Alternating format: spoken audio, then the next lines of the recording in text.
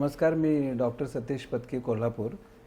आता जो रिसेंटली अर्थसंकल्प माननीय मुख्यमंत्री साहेबांनी जो सादर केलेला आहे, त्यामधून त्यांचं खरोखरीच दूरदृष्टिकोन, विजन हे सगळं दिसून येतं सगळ्याच क्षेत्रामध्ये।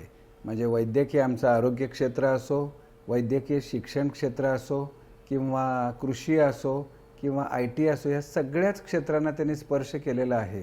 आणि कुठल्याही प्रकारचा राजकीय स्पर्श नसताना, कुठलाही न ठेवता, प्रत्येक क्षेत्र कशा रीतीने विकसित होईल पुढील काळामध्ये त्याच्यावर त्यांनी भर दिलेला आहे।